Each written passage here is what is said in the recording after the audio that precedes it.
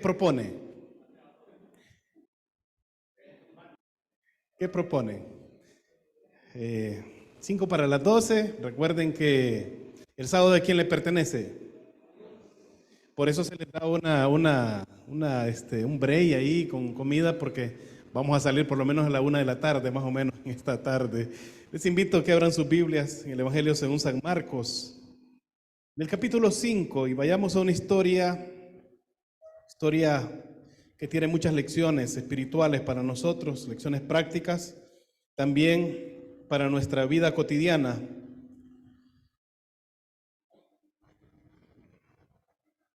Así como están, vamos a orar. Querido Padre, hemos de abrir tu palabra y pedimos que tú tomes el control en este momento, que sea simplemente un instrumento en tus manos, para que la palabra que salga de mi boca sea sazonada por ti, Señor, y sean palabras de vida para vida eterna. Santifíquenos en la verdad, ya que su palabra es la verdad. En el nombre de Jesús, amén y amén. Quiero llevarles al capítulo 5 del Evangelio según San Marcos, y quiero que nos centremos a partir del verso 25 hasta el versículo número 34. Aquí hay dos historias. El autor Marcos está contándonos dos experiencias. La primera, la de Jairo, que es muy conocida, que va a buscar a Jesús, y en ese trayecto que va a buscar a Jesús ocurren muchas cosas. En ese mismo trayecto aparece una mujer de la cual la Biblia no da nombre, pero dice lo siguiente la Biblia acerca de ella, versículo 25. Pero una mujer que desde hacía 12 años padecía de flujo de sangre y había sufrido mucho a manos de muchos médicos y gastado todo lo que tenía y de nada le había servido. ¿Cómo termina el versículo? Antes le iba ¿cómo? Le iba peor. Yo quiero que nos centremos en esta historia. No tiene nombre esta mujer, no tiene un rostro, simplemente se nos describe algunas características, específicamente su salud, pero en ella nosotros podemos encontrar la tragedia, la desgracia del ser humano por causa del pecado. En ella nosotros podemos encontrar las grandes necesidades que el ser humano tiene, pero también en esta historia podemos encontrar al Jesús que suple necesidades, al Jesús que tiene poder para tomar una vida por más destruida, por más miserable que el diablo la tenga, y llevarla de las tinieblas a la luz admirable. Yo quiero que nos enfoquemos en esta experiencia, porque en ella encontraremos que Jesús es capaz de satisfacer todas las necesidades del alma. En primer lugar, hermanos, ¿qué nos dice el relato bíblico acerca de ella? No se nos dice quién es, pero sí nos dice que tiene un problema. ¿Cuál es ese problema? Tiene una enfermedad que tiene que ver con vida o muerte. Les pregunto, ¿qué dice la misma Biblia acerca de la sangre? Es vida. Cada gota de sangre que se pierde es vida lo que se está perdiendo. ¿Y qué es lo que la Biblia dice? Esta mujer tenía ¿cuántos años? 12 años de tener un flujo continuo de sangre. ¿Cómo se la imaginan? Si tuviéramos que describir a esta persona, ¿cómo la imaginamos? ¿De qué manera la describiríamos? ¿Cómo usted se la imagina? Hablando físicamente. Pálida completamente. Delgada. Débil, porque está perdiendo vida. Cada año que va sumando a esa cuenta de 12 es un año menos de vida. La Biblia nos dice que esta mujer tiene al menos 4 necesidades. ¿Cuáles son? La primera es una necesidad física, está enferma con un flujo de sangre. Es lo primero que nos describe el autor bíblico. Tiene una necesidad física porque está enferma, tiene un flujo de sangre, una enfermedad de 12 años. En segundo lugar, tiene una necesidad económica, porque ¿cómo termina el relato? ¿Qué es lo que nos dice? Había sufrido mucho a manos de muchos médicos. ¿Y qué dice la Biblia? ¿Y había qué? ¿Gastado cuánto? Todo lo que tenía. Entonces, ¿cómo es la necesidad material que esta mujer tiene? Prácticamente está en la miseria. Por causa de su enfermedad, no tiene nada, porque la Biblia dice que todo lo ha gastado completamente. Necesidad física, necesidad material, pero también se agregan 2 necesidades más Hay una necesidad emocional y de afecto. ¿Por qué razón? Cuando nos vamos al libro de Levítico, al capítulo número 15, y encontramos la descripción de las personas que tienen flujo de sangre, se nos dice que las mujeres que tenían flujo de sangre estaban al mismo nivel que los leprosos. ¿Y qué tenían que hacer los leprosos? ¿Se recuerdan? Tenían que vivir aislados. Los leprosos perdían su familia, su trabajo, sus amigos y tenían que vivir en aislamiento. Esta mujer estaba viviendo de manera similar porque el flujo de sangre, la Biblia dice que la hacía ceremonialmente impura. Así que por esa razón no podía estar con su familia, no podía estar con sus hijos, no podía tener un trabajo, no podía tener una vida, no podía tener amigos, vivía aislada. Es más, cuando ella se acercaba a un lugar, a una persona, se sentaba en una silla, se acostaba en una cama, la Biblia dice que eso quedaba como impuro. Así que tiene una necesidad emocional de ser amado y amada, porque ¿quién se le acercaba a decirle te amo? Por cierto, ¿a quiénes les dicen te amo? Ya le dijo te amo ahí la persona que tiene ahí, que es su esposo, su esposa, su hijo, su hija. Necesitamos palabras de cariño, ¿sí o no? Necesitamos palabras de afecto, necesitamos ser abrazados. Abrace ahí a la persona que tiene la par. A ver, Justin, venga, lo voy a abrazar yo porque está solito. Abrace a la persona que tiene la par, porque los seres humanos necesitamos afección, necesitamos cariño.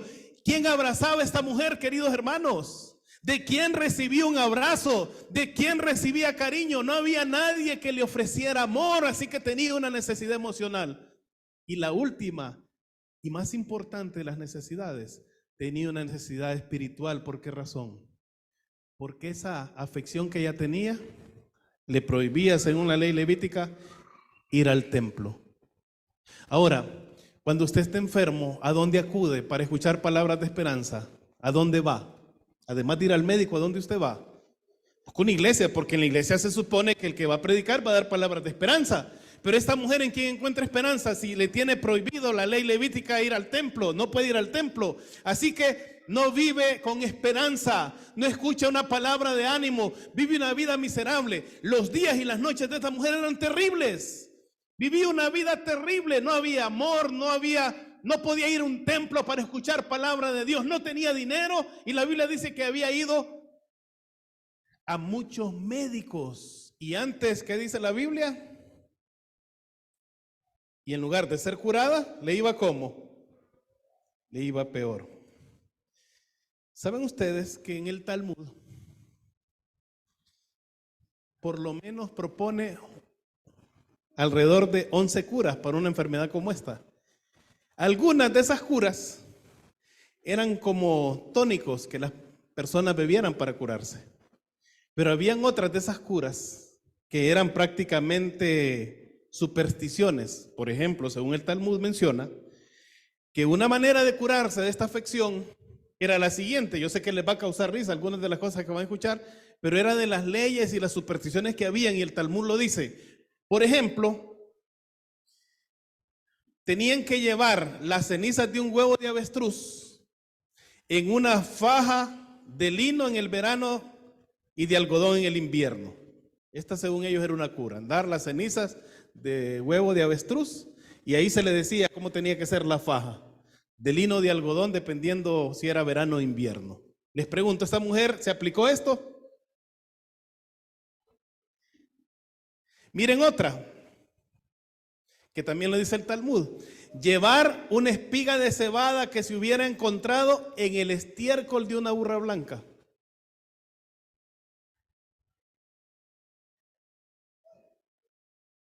Es terrible, hermanos, las tradiciones que existían en ese tiempo. Pero esta mujer había probado todo a manos de muchos médicos. Si hubiera sido en nuestro tiempo, alguien le hubiera dicho, mira, ¿y cuál es el mejor médico para atender esa enfermedad? ¿A qué le hubieran sugerido ustedes? ¿Qué hospital le hubieran sugerido ustedes? ¿A dónde lo hubieran mandado? ¿Al Viera? ¿A dónde más? Al Medical Center. Allá, Medical Center, vaya. Que solo estar 1 o 2 noches, ¿cuánto le cuesta ahí a la gente? 1 o 2 noches. Pero ahí están los mejores médicos. Por tal de curarse, ella iba a los mejores médicos. Cada vez que le decían, ella iba a un lugar, y la Biblia dice que antes, en lugar de ser curado, le iba ¿cómo? le iba peor. ¿Por qué razón? Porque en lugar de salir sanada, le lastimaba muchos de los tratamientos que ella tomaba y finalmente terminaba sin dinero. Así que en el momento que menos esperanza esta mujer tiene, se da cuenta que alguien va a pasar por su ciudad. Se da cuenta, viene una multitud, en esa multitud viene aquel de que se ha oído hablar. Todo el mundo había escuchado hablar de ese hombre.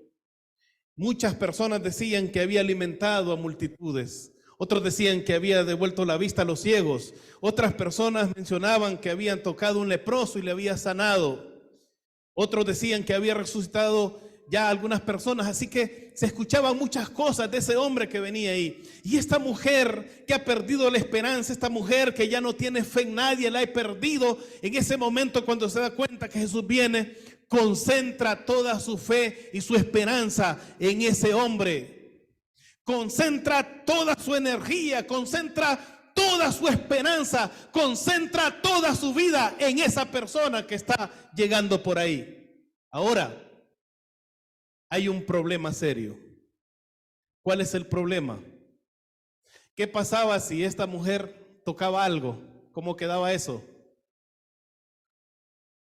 Ahora imagínese usted tocar a Jesús en la concepción de la mente de esta mujer, según lo que la ley levítica decía. No solo eso, si hay una multitud, tenía que pasar por en medio de la multitud, y mientras pasara por en medio de la multitud, ¿qué iba a pasar con cada uno que era rozado por ella? ¿Cómo iba a quedar?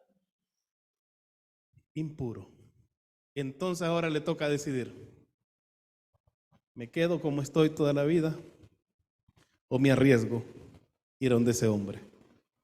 Aunque al final sea completamente desechada, sea rechazada por él y sea castigada, porque en lugar de mantener la distancia, he violado esa ley levítica y he llegado hasta él. ¿Qué hubiera hecho usted, hermano? ¿Hermana? ¿Qué hubiera hecho usted? ¿Qué hubiéramos hecho nosotros?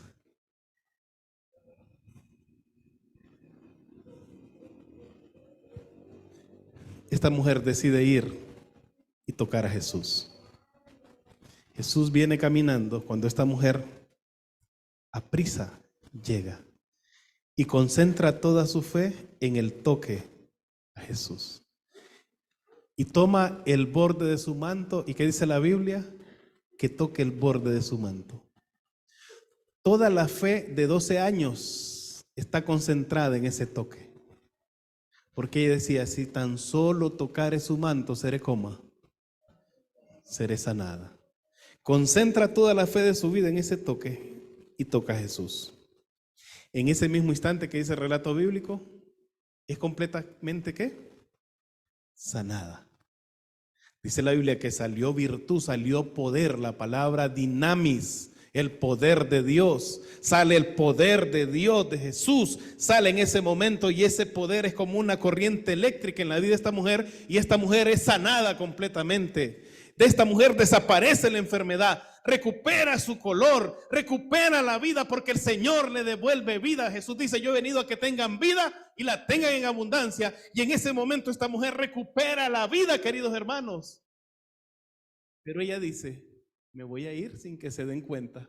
Tocó a Jesús y se fue. ¿Se acuerdan cuántas necesidades tenía esta mujer? ¿Cuántas tenía? Tenía 4. ¿Cuáles eran? Salud física, número 2. Económica, número 3. Y número 4. En el toque, ¿cuántas necesidades fueron satisfechas para esta mujer? ¿Cuántas? 3. ¿Cuáles fueron satisfechas en el toque? Recuperó la salud. Número 2, ya no tenía que gastar en su salud.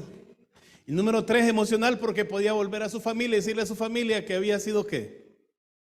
Pero le faltaba una todavía, la más importante de todas. Necesitaba que fuera resuelta su necesidad espiritual, porque ante los ojos de los demás, si nadie la declaraba sana, seguía siendo ¿cómo? Sigue siendo impura. Hermanos, cuando vamos a Jesús, Jesús satisface, recuerdan lo que dije al inicio, todas las necesidades del ser humano. Jesús no nos sana o Jesús no hace un milagro a medias. Lo que hace Jesús lo hace completamente. Esta mujer toca a Jesús, pero cuando va, Jesús la detiene porque lo que va a ocurrir es extraordinario. Comienza Jesús a decir: ¿quién me ha tocado? Ahora recuerde que hay una multitud que está apretando a Jesús. Eso lo dice los versículos previos. Y entonces sale Pedro y le dice: Señor, ¿cómo preguntas quién te ha tocado si la multitud te aprieta? ¿Y qué es lo que dice Jesús? En este día, estoy parafraseando lo que Jesús dijo. En este día muchas personas me han tocado, pero solo he recibido un toque de fe. Y no es de toda esa multitud. Vino alguien que me tocó de manera diferente, porque cuando me tocó depositó y concentró toda su fe en ese toque. Así que no estoy preguntando quién me ha rozado. No estoy preguntando con quién nos hemos acercado. He preguntado quién me tocó a tal manera que depositó y concentró toda la fe de su vida en ese toque. Por esa pregunto. Y se quedan viendo los discípulos: ¿quién me ha tocado? ¿Quién me ha tocado? Y entonces la mujer se siente descubierta. ¿Y qué dice la Biblia? Va y se postra ante Jesús. Leamos el relato. ¿Qué es lo que ocurre? Estamos en el capítulo 5. Vamos a leer. Cuando yo hablar de Jesús, estoy en el verso 27. Cuando yo hablar de Jesús, se acercó por detrás entre la multitud y le tocó su manto, porque decía: si toco tan solo su manto, seré salvo. Inmediatamente la fuente de su sangre se secó y sintió en el cuerpo que estaba sana de su azote. Luego Jesús, conociendo en sí mismo el poder que había salido de él, volviéndose a la multitud, preguntó: ¿quién ha tocado mis vestidos? Los discípulos dijeron: ves que la multitud te aprieta y preguntas quién me ha tocado. Pero él miraba alrededor para ver quién lo había tocado. Entonces la mujer, temiendo, ¿y qué más dice el versículo? Y temblando, hermanos, el efecto del toque poderoso de Jesús se sentía en la vida de esta mujer. Temblaba, sabiendo lo que en ella había sido hecho, vino y se postró delante de él. ¿Y qué le dijo? Y le contó el que, hermanos, toda la verdad. Miren, por cuestión de tiempo no me voy a centrar en Jairo, porque ese es otro tema. En otro momento predico lo que ocurre ahí con Jairo, pero mientras le cuenta toda la verdad a Jesús, ¿cómo creen que está Jairo? Desesperado, porque si separamos la historia, ¿le interesaba a Jairo el toque de esta mujer? No, él iba porque su hija estaba muriendo y quería que llegara a su casa para que Jesús la sanara. Pero Jesús atiende a cada persona de manera individual. No nos mira como un colectivo. No nos mira de manera general y empieza a repartir milagros a diestra y siniestra. Él le dedica tiempo a cada persona. Él conoce su nombre. Él conoce su necesidad. Puede ser niño, joven o adulto, y el Señor va a tratar con esa necesidad y va a tomar el tiempo necesario en el reloj divino para resolver ese problema. Por eso, aunque Jairo estaba desesperado, en esa misma historia de esta mujer, Jesús le estaba enseñando a Jairo una experiencia que fuera más paciente y perseverante. Pero dejemos a Jairo ahí, otro día lo traemos a esta historia, dejémoslo por allá. Sigamos con la mujer, hablemos de ella. Cuando Jesús siente el toque, comienza a preguntar, la mujer viene y le cuenta toda la verdad. Ahora imagínense el pobre Jairo mientras esta mujer cuenta toda la verdad. Yo no sé quién de ustedes cuando cuenta toda la verdad da detalles, hasta el último detalle. Hay gente que es especial para dar detalles. Cuando le dice a uno, fíjate que me encontré a fulano, y le empieza a decir a uno, creo que eran como a las 6:15 que lo vi. Por cierto, andaba un pantalón verde, una camisa por ahí, estábamos allá, y comienza a contar todo. ¿Usted se imagina a esta mujer contando todos los detalles? No, yo fui a Hospimed, allá me atendió el doctor Enrique, pero después contó toda la verdad. Ella está temblando y temiendo. ¿Qué es lo que teme? Ella sabe lo que la ley dice, que lo que toca se vuelve ¿qué? Se vuelve impuro. Y ella sabe lo que ha hecho. Pasó embarrando a todos de inmundicia, pudiéramos decir así, pasó embarrando a todos de impureza, pero hermanos, cuando llegó a Jesús, Jesús la hizo totalmente, ¿qué, hermanos? Limpia completamente. Es más, el verbo que aparece ahí para hablar de sanidad, ese verbo en el griego es una palabra completa. No solo tiene que ver con una salud espiritual, tiene que ver con una limpieza total. No solo la sanó de su enfermedad, sino la limpió de su impureza. y va más allá, porque tiene que ver con una sanidad completa, tiene que ver con salvación. Pero la salvación estaba por llegarle, porque ella temía, o sea, había sido sana, pero su corazón latía a mil pensando qué es lo que le va a decir Jesús. No tenía paz interior. Ella decía, me van a decir algo por lo que acabo de hacer. Ahora Jesús está por hacer completo el milagro. Cuando escucha toda la verdad, entramos al versículo 34. ¿Qué es el versículo 34? Jesús, además de haber hecho un milagro extraordinario de salud física, le da 3 regalos. ¿Cuáles son los 3 regalos? El primer regalo, ¿cómo la llama? Versículo 34. ¿Qué nombre le da? Hija. Mirad cuál amor nos ha dado el Padre para llamarnos como hijos de Dios. Por causa de esa enfermedad, ¿cómo se consideraba esta mujer? ¿Se consideraba hija de Dios? ¿Puedo considerarme hijo de Dios cuando tengo prohibido ir al templo? ¿Puedo considerarme hijo de Dios cuando ni siquiera puedo estar en un lugar donde me brinden esperanza? La misma situación de salud la había alejado de Dios, no porque ella quisiera, sino porque la ley así lo decía. Pero en ese momento Jesús le vuelve a decir, hija, hija, hija. Queridos hermanos, nosotros somos hijos de Dios. Mirad cuál amor nos ha dado el Padre para llamarnos hijos de Dios. Si hay un título que nosotros deberíamos de desear, de poseer en esta tierra, es ser llamados hijos e hijas de Dios. El segundo regalo que le da Jesús en ese momento, hija, ¿qué más le dice? ¿Tu fe te ha qué? Tu fe te ha sanado, dice una versión, en algunas versiones. Pero en la palabra original lo que Jesús le estaba diciendo, hija, tu fe te ha hecho salva. Está hablando de una salud integral. No solo está sanando tu cuerpo, sino está salvándote. Y luego, ¿cómo le dice al final? ¿Se acuerdan que dice el relato? Vino temblando y ¿qué más? Y temiendo. Y cuando uno tiene temor, imagínense ese estado de temor, porque lo hemos vivido todos. ¿Cómo está el corazón? Agitado, acelerado, angustiado, afligido. Pero ¿qué es lo que le dice Jesús? Vete ¿cómo? Vete en paz. Tú viniste aquí con un problema serio. Tenías 4 necesidades. Física, Jesús le devolvió la salud. Material, ya no vas a gastar más.